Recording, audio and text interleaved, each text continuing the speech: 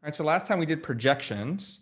Today the goal is to generalize the idea of projections onto larger subspaces. So let's just recap what we did last time. So we projected a vector u onto v, and we had a nice formula for this. So it might look something like this. Right, and this is also written just with dot products, kind of like this.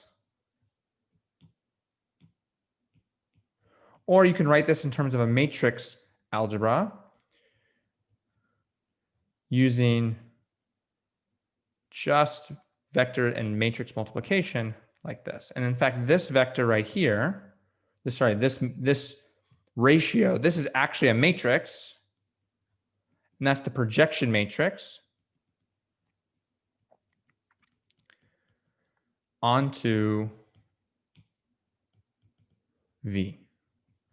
So that's a matrix. So it's just for emphasis, this top part right here, that's an n by 1 times a 1 by n. So that's going to be, this is an n by n matrix. And the bottom is just a dot product. So that's going to give us just a single matrix, an n by n matrix. And if you multiply by that by u, it's going to project u onto V. So to give you a picture of kind of what's going on, if we have a vector u, and we have V, what we want to do is we want to project that u right onto V. So this right here, this part right here, that's the projection of u onto V. Let's write that again. Of the projection of u onto V, that's this vector. And what we want to be able to do is do the same idea for larger subspaces. So what we're really doing right here is we're not just projecting onto V, we're actually projecting onto the line generated by V. So this is really, it's really the projection onto the line generated by V. So for example, if our u were much longer, the projection would actually be much longer than V itself. And that's okay. We're just projecting onto the line generated by V. And so the goal that we want to be able to do is we want to be able to project onto planes and hyperplanes, i.e. larger subspaces than just lines. So that's what we want to be able to do. All right, so how are we going to do that? Okay, we need two things to keep in mind. So the first thing what we want to do is a fun fact.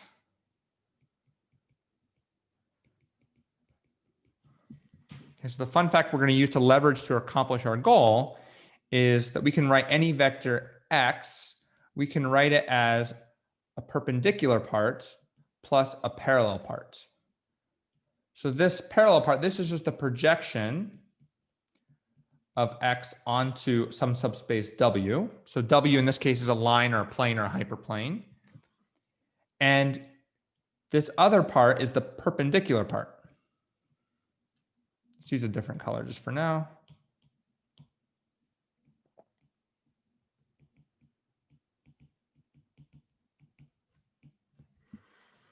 And so in our picture, this vector going up here, that would be V perpendicular. And the projection is the parallel part. And so we can write V, as you can see, V in this case, the V vector is a sum of the two other parts. It's the sum of the parallel part plus a sum of the perpendicular part. And moreover, another important thing about this fun fact is this is unique. Given your vector space W, this decomposition is unique.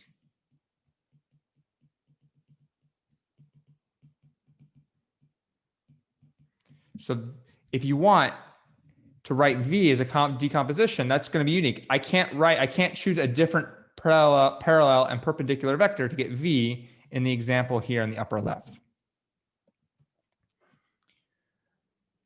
And so this is one idea that we're going to leverage, that if we want to project on the subspaces, one way we can think about doing this is we're not just projecting, we're really asking how do we decompose the vector into these two parts?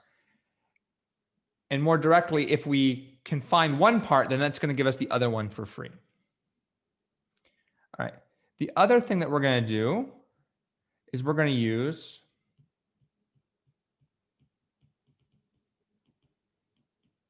orthogonal bases. And this is just a basis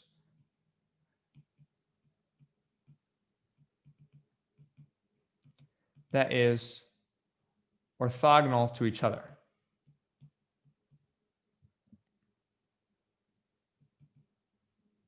So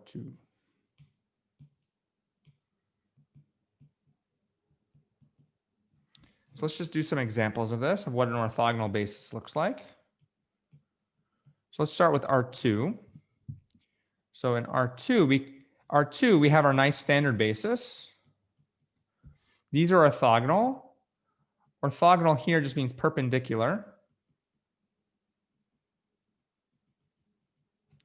And here, if we dot these products, dot these vectors, dot product those vectors, U transpose V, we get 0. So this is what perpendicular really means. And if we draw this grid of these vectors, they're going to form a rectangular grid. So the standard basis is going to form a rectangular grid. But it's not the only basis that forms this rectangular grid. We can choose other vectors as well. So the key idea here is that any orthogonal basis is going to form a rectangular grid, and that's going to give us a cleaner way of actually finding the projection of a vector onto a subspace. So another example in R2 is we have 1, 1, and 1 minus 1. So this one is going to look like this.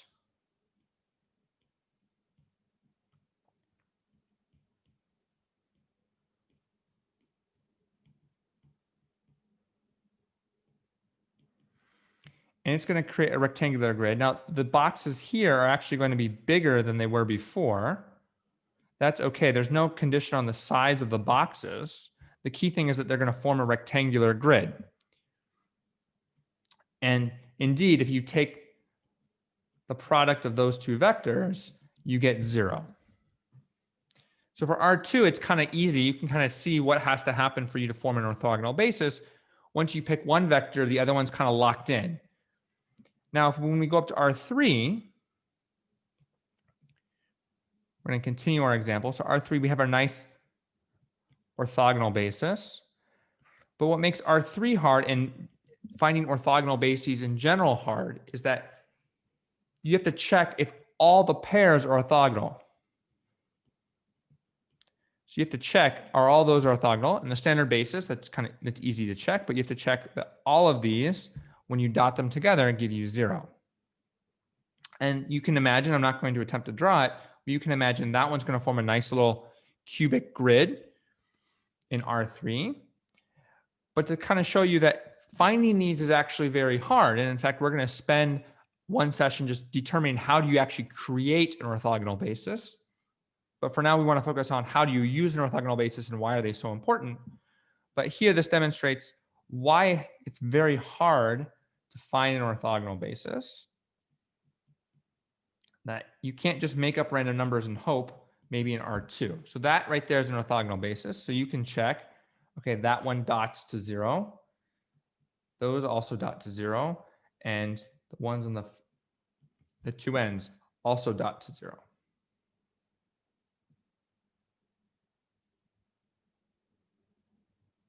Or they don't. What's going on here? Those don't dot to 0.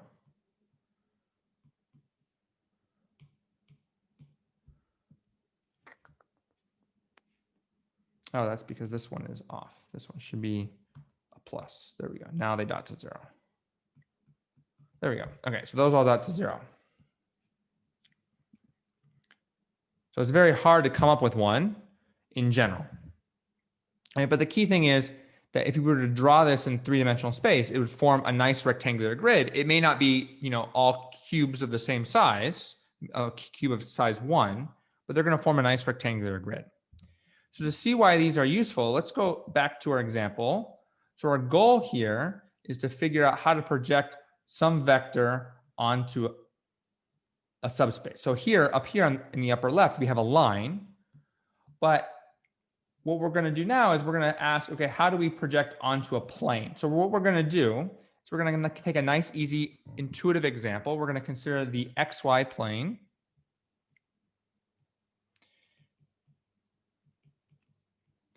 And the XY plane, just for emphasis, is where z equals to 0. And we're going to take some vector. We're going to take some vector. This vector is going up and out of the plane. And just for sake of example, we're going to call this vector 2, 2, 2.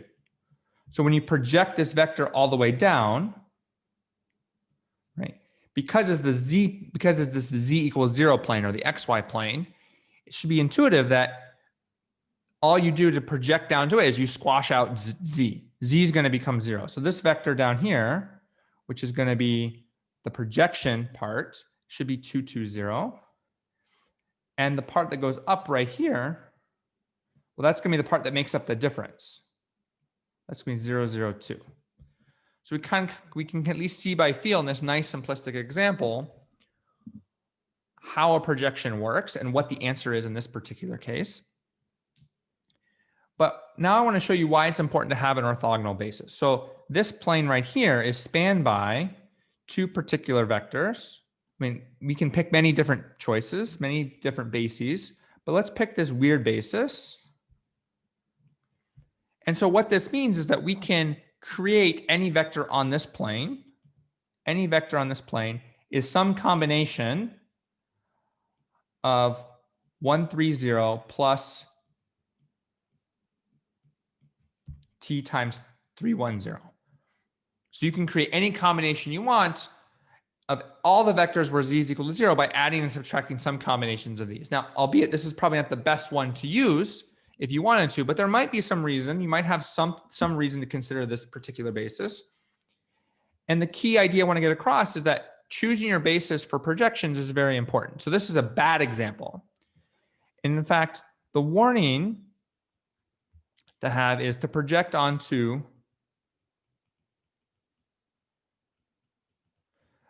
a plane or a hyperplane or any other subspace. You can't project onto the individual basis vectors.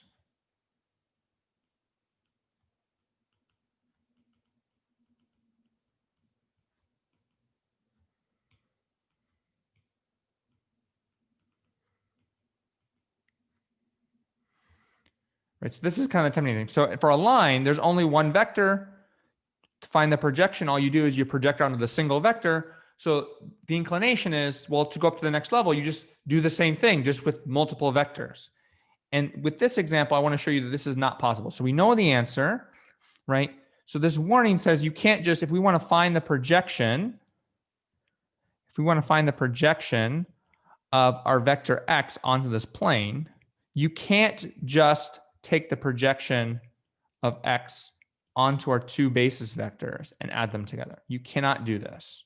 So we're going to do this real quickly just to illustrate that you can't do this. This is not what you're going to do, but there's a big but coming later. All right, so we're going to just compute what this is. So we know that this on the projection is 2, 2, 0. That's what we calculated just by looking at the picture right here. That's 2, 2, 0. So on one side we have 2, 2, 0, but what's the projection of the other ones? Well, if we're going to project onto this one, this is the projection of 2, 2, 2 onto 1, 3, 0. So we can calculate what that is.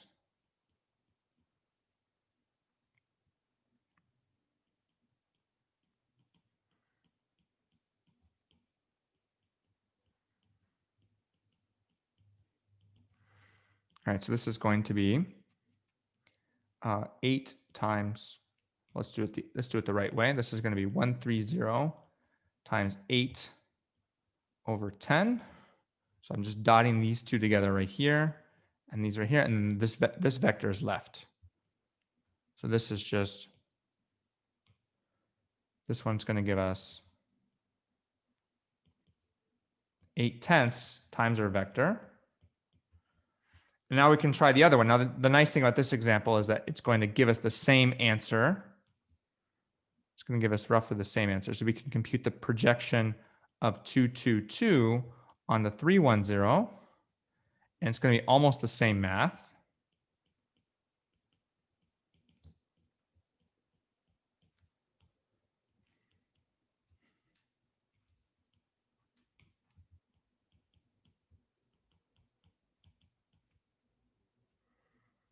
And we're actually going to get a very similar answer.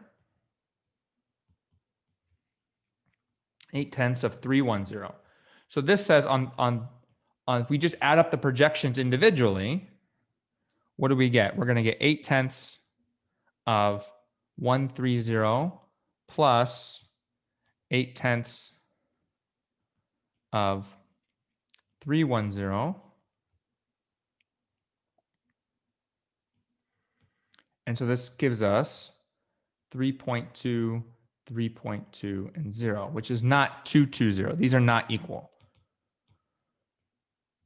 Right? These are not equal. And so you cannot just project on the individual bases. So this is kind of an example of why it's important to choose the right basis correctly.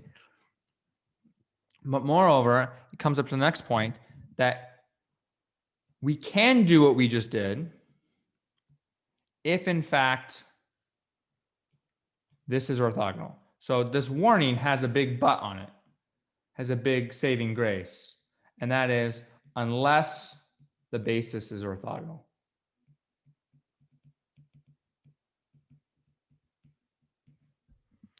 So if you have an orthogonal basis, then you can do what we just did. But if you can check out, these two vectors in our basis are not orthogonal. If you dot them together, you don't get 0. So in some sense, when you do the projection, you're overcompensating in one of the directions.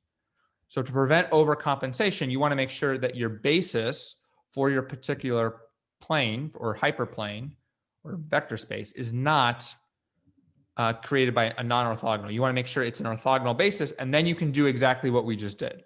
So this is a non-example, but it's very close to what you should do. The only key step is that you have to make sure that these basis is orthogonal. So let's create an orthogonal basis. All right, so keep in mind that the xy plane, let's create it has several orthogonal bases. Let's pick kind of a non-trivial one. There's a basis for the xy plane that can generate all the possible vectors where z is equal to 0. Now what we're going to do is we're going to repeat our same thing that we did before, and hopefully we'll come up with the correct answer, just like we expected.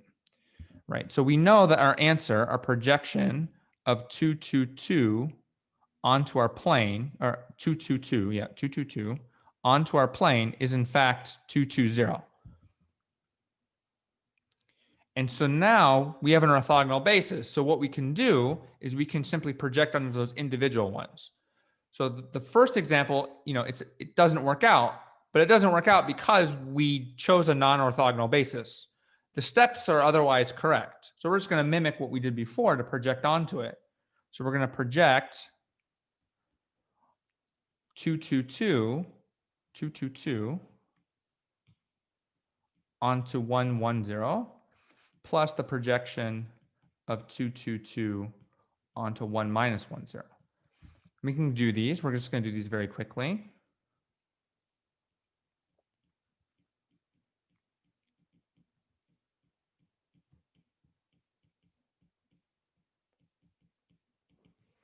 Right, so on one side, we're going to get 1, 1, 0 times 4 over 2. And on the other side, we're going to get the projection of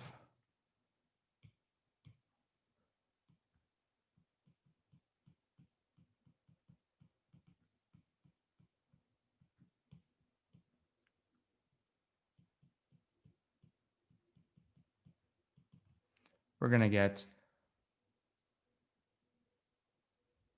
0 over 2. times 1 minus 1, 0. And so if we add these together, you'll notice that in fact, we get exactly just 2, 2, 0 here, plus 0, 0, 0 over there. And that's in fact what we matched up over there. So this is kind of a strange example because it happened to show up in exactly one of the parts. But maybe we can do a different basis. So let's try a different basis. We're going to try the basis 2 minus 1, 0, and 1, 2, 0. So that's a basis. That's a basis for the xy plane. You can generate all the possible vectors where z is equal to 0 there. And we can do the same thing again, right? The key thing is that these are orthogonal, right? If you dot these together, you get 0. So we're going to do the same thing as before. Can we write the projection of our vector 2, 2, 0, 2, 2, 2 onto these guys and end up with 2, 2, 0?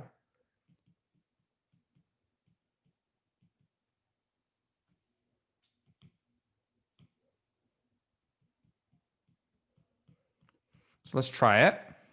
So over here, we're going to project. So we take,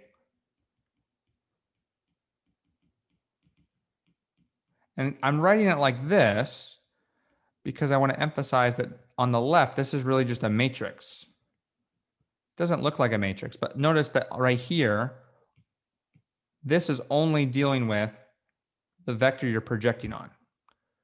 So it's a nice, easy way to figure out what the formula is and remember it. And then what I'm doing is I'm taking these two dot products right here.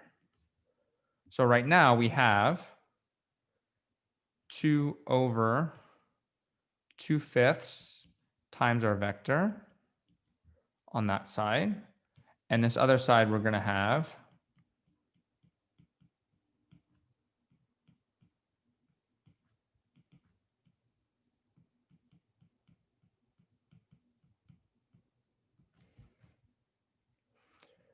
this other side we're going to have 6/5.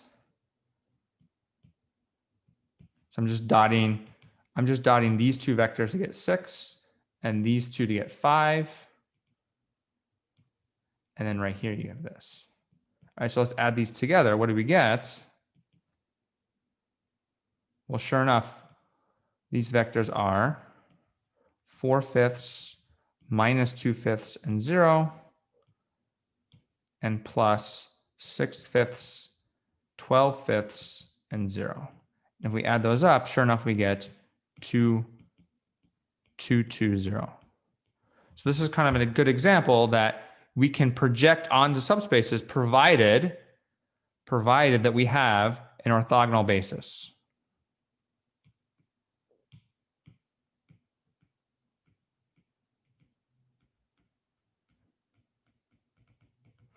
Right, and we have this example, the other example down here, we had a different orthogonal basis, so this one worked out.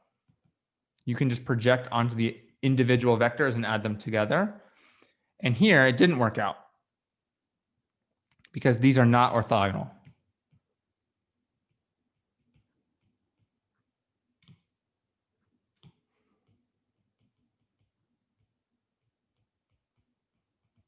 So this is why we get it to not work out.